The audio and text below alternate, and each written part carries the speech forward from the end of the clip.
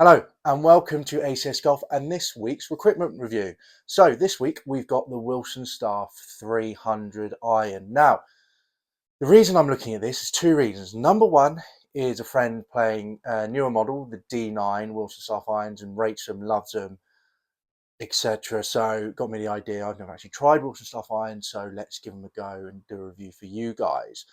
And another reason is I was actually in Silvermere, so my local sort of pro shop down here in Surrey, which is one of the biggest in the UK, privately owned, that is.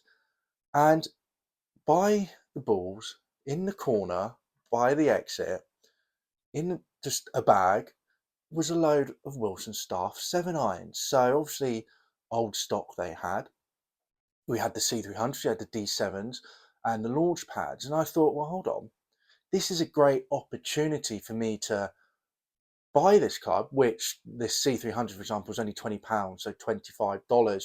You know, that's literally half a half a day at the club. 18 holes. So gave me an opportunity. I thought to try the club, and then if I like it, then I can sell on the iron. Maybe make my money back, or maybe make a small loss. Not the end of the world for the price, and then go into the second-hand market and then buy the clubs for say 100, £200, maybe £300 or etc. And it just gives a really good option to go try these things, especially if they don't make them anymore and they're secondhand. Try them, one club, try it, see if you like it, and then you can go and get the club second hands and get the whole range. Because let's be honest, most times when you do fitting, you'll only be hitting a 7-iron anyway, so you're sort of doing your own fitting. So it's a great option, and one that I think you guys should keep look out for. American golf, I know you can pick up the odd 7-iron. I had a friend who broke his and picked up a M2 tailor-made one. I'm sure maybe Dick's over in America, etc., will do it, and Canada, Australia. I'm sure there's places that will do it, and it's a great option to go try a new golf club, see if you like it, and then go and look to buy it on the second-hand market if you do. So there you go. That's the reason why I picked it up. Now let's do the normal. So we'll have a closer look at the club. Then I'll talk all about the technology in here. Then we go down to the range, get some numbers, and then we'll do the ACS golf scale at the end. So yeah, let's have a closer look at this bad boy.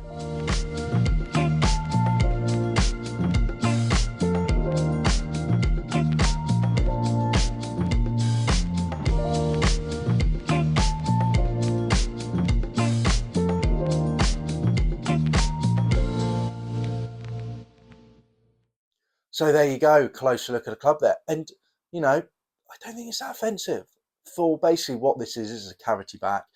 This is very much a distance and forgiveness iron. It's really top end of that game improvement idea. So normally with that, they're big, they're chunky. But don't get me wrong, you look down on this, it will inspire confidence. It's not the smallest head, but it's not the biggest in the world either, to be honest. For some reason in my head, I thought this would be massive and be the biggest thing in the world, but it's not. It's not a dinner plate, so that's always good. So I quite like that. Now, we're going to the technology. So here we go. So firstly, we'll go into these power holes, which are around the whole perimeter of the club. So slots around the perimeter of the face that are filled with TE031 urethane.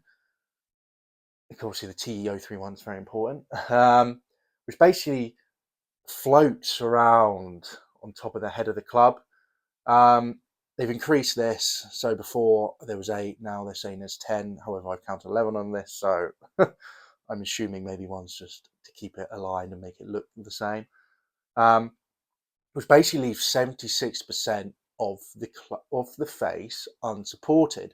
Now, the idea of this is obviously if you have miss hits and everything like that, it means the face can flex more and therefore produce better ball speed, better distance, and therefore be more forgiving. If the face is very rigid and you hit it right out there, you won't get the same flex if you hit it in the middle club, because that's where it's built to hit from. So by having a more sort of unsupported face, increasing the flexibility, which means, i.e., more forgiveness. So there you go. Face also has a stronger Rockwell hardness C40 insert. There you go. Welded onto a high strength 17-4 steel sachet. There you go. There you go. To create a large, thin face with enough rigidity. So again, being able to move with the ball. So if it off hits, forgiveness. And one thing I do quite like about this as well, so this is a cast face. Now, normally with a cast club, you can't really bend it. It's because it's cast. It's very set, and by sort of moving it, you can weaken the club. But what they've done here is they've actually put a little slot in here, Wilson Staff, which I think is quite cool, so that the loft actually can be changed, which I think is actually that's really quite a cool and thoughtful feature, to be honest, from Wilson Staff there. So there you go. So there's the technology in the club. What I will say as well is with Wilson Staff, you do get good shafts, KBS shafts. So happy with that. So there's technology of the club. Let's now get down to the driving range and get you some figures. I'm down at Sandown and let's jump straight into those figures. So, on average, total carry was 153 yards, total distance was 161 yards, ball speed 115 miles per hour, launch angle 18, height 82. Now, for me, with a distance iron like this, I would expect more up to that 165 plus, but I was using a very light regular shaft when really I'm quite a more heavier stiff shaft. So I think if I had the right shaft in it, I could definitely get to those figures. So generally happy with that. Best shot of the day for me was total carry was 159 yards, total distance 165 yards.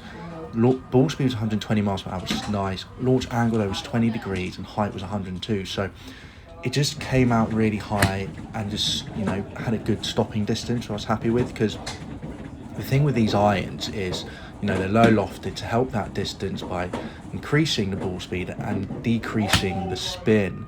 So sometimes these balls can really roll on. And so what they do with this iron, for example, is this 31-degree loft. So what they do is obviously they put technology in there to still help the ball launch in the air, with the idea that yes, it's a low spinner, but getting the ball in the air is obviously going to help more distance, carry distance, but it's also going to mean that the ball stops. It doesn't come out like a low bullet and just runs on for miles. So I was really impressed by the height of it. To be honest, it's exactly what it needed to do as a distance iron.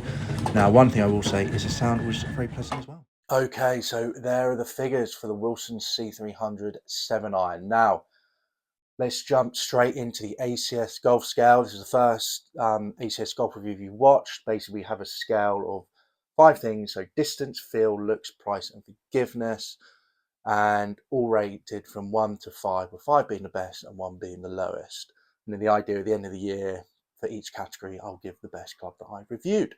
So straight into it. First one, distance. Now, as I've mentioned, for me with a distance iron like this, really I'm sort of looking at maybe that 165 and above average total yards. Normally if I push them, I can get into over 170, but if you tend to really swinging things and push them too hard, the ball can go anywhere. So for me, 165. Now, as I mentioned, the total distance for this was only 161 yards, and total carry was 153 on average. I did get a couple. I got 3 of the shots over that, around that 165 total distance. The longest being 166 total yards, ball speed 117. So pretty much there. I will say, obviously, this is a KBS Tour 90 regular shaft, so lighter and not as stiff as I'd normally be used to. So overall, for distance, I'm going to give it a 4, because for me, the distance is good. That's the whole point of this club. If you put a stiffer shaft in there, then it will go further. The whole idea of these things is to have a stronger loft. So the loft is 31, actually, 31 degrees, by the way. So you have a stronger than normal sort of 7 iron loft, which is about 34. And then with the weights, etc., and the way the club's set, you still get the ball to launch the same as you normally would, but because of the lower loft, you get lower spin, and therefore you get more distance as well. So the ball's still popping up the same height, but because of lowest loft, more ball speed and less spin. So that's the whole point. The whole point of these things is distance. So the distance was there, and I think the distance is quite good. So that's why I'm going to give it a 4 out of 5. Just keeping on that sort of line with distance, stopping power, it's a low spinner, so it wasn't that offensive actually. I mean, I was really impressed with the height of the ball, and the whole point of these things as well is to help get that ball up in the air, because obviously because it's spinning lower, you need the trajectory to be better to stop the ball on the green, and it did all right there. On average, I had 153, like I said, total carried yards, and then total distance of 161. So, okay, 8 yards roll. It's not the end of the world with a 7-iron, to be honest. And the best strike of the ball I think I had was when it was 120 miles an hour, a height of 102 feet. So really popped that in the air. And their total carries of 159, and then total distance of 165. So, that's only dispersion of 6. It's only 6 yards carried. So stopping distance is quite good actually. And for what it is, when you really hit it, I was quite impressed by that. But don't expect it to go up in the air and then drop down on the green and just stay, because that's not what these clubs are for. These clubs are for distance. Now, going on to the next category, feel. Yeah. With most clubs like this, especially cast clubs, and let's be honest, the price of these, I'll get onto the price in a second. You're looking at your cheaper clubs.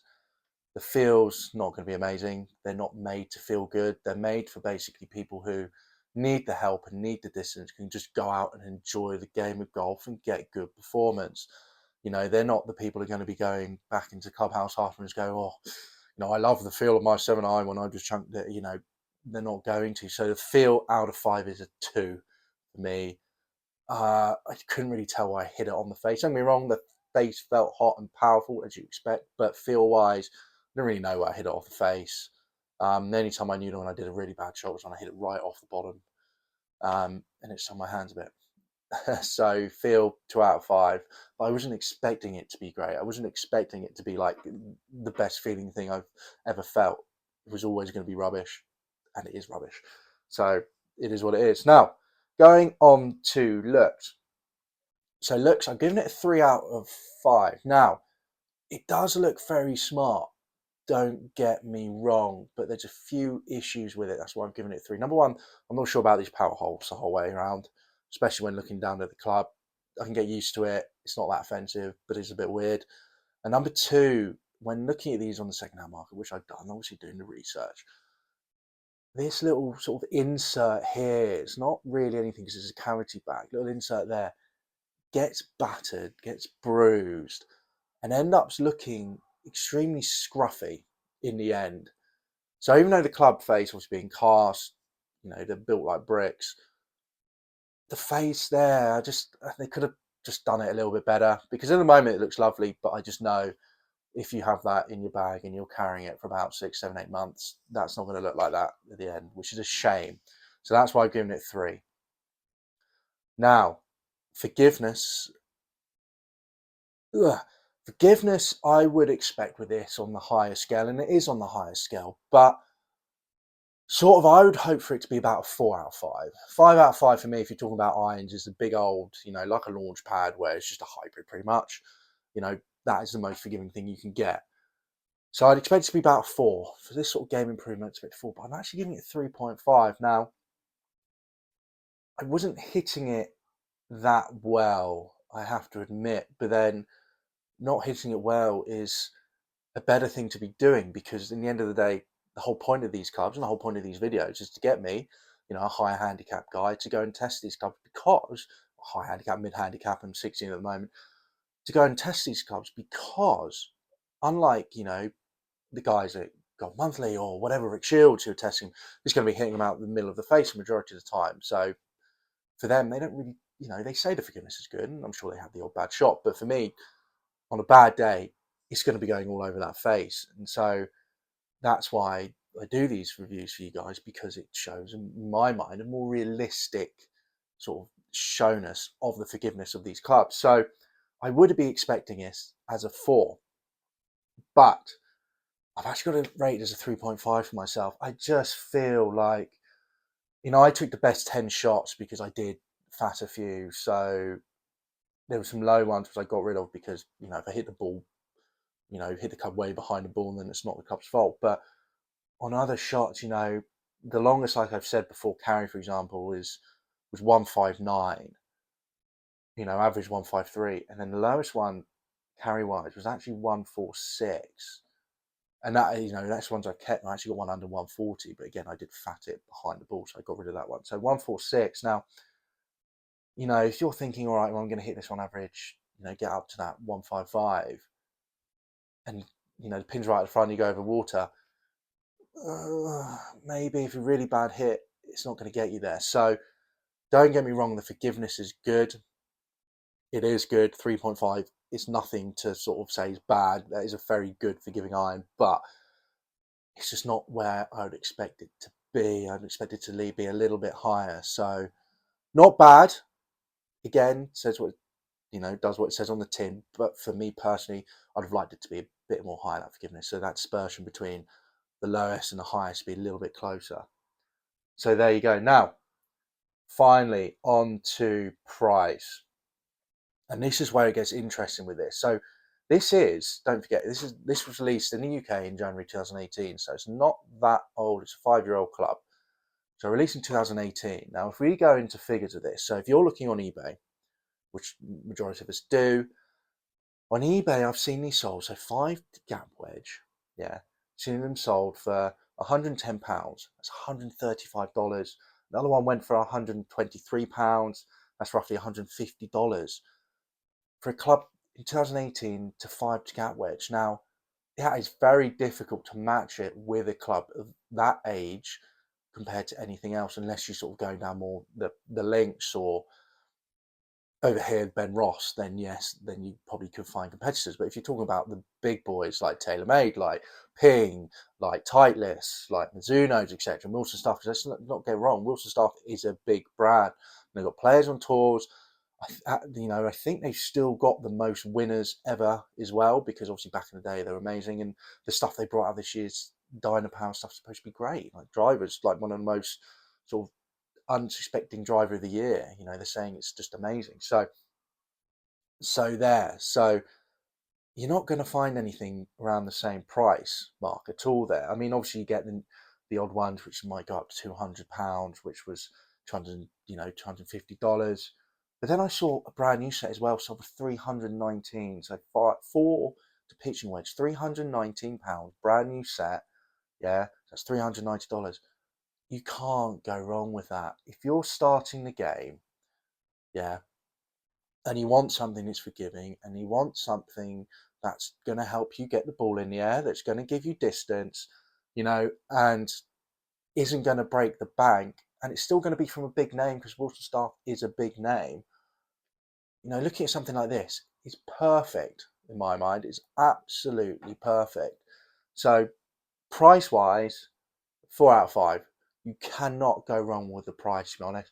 If anything, if you're picking them up for that 110, I think it could even be a 5 out of 5, to be honest. So actually, I'm going to change it right now. For £110, $135, around that sort of mark, a little bit above, that's 4 out of 5.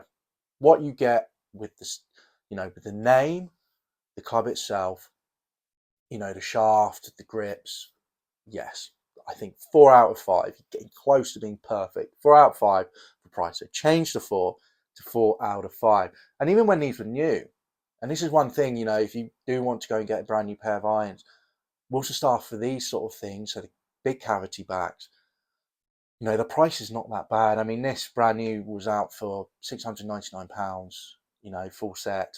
So that's $850 roughly. You look at TaylorMade, Mizuno, you're going over £1,000 in 2018. So the price point is very good. So if you're brand new and you want to get fitted and you want to try new clubs, always do think of Wilson Staff, because you might save yourself a bit of money and you'll have a really good iron at the end of it. So there you go. So overall, not that bad. Well, overall, very good, really. Exactly what it says on the tin. No fuss iron. There you go. That's what I'd say. It's a no fuss iron. So, if you're brand new to golf, or even if you're not, and you've been playing for a couple of years and your swing's changed, or you got a bit older and you need that little bit more forgiveness, and then you need that help with distance, and you don't want to spend a load of money on it because you've got fitted before, or like I said, you're starting to golf and you're not too sure you want to play it if it's a sport for you, then definitely have a look for these Wilson Staff C300s, or even, have a look for, maybe the D7s, which is the model up. They're all the same, big distance, forgiving, and really good price, to be honest. Because if you're looking at the same sort of price, then you're looking at, in Ping, for example, in the second-hand market, then you're looking Ping G25s or Ping G30s.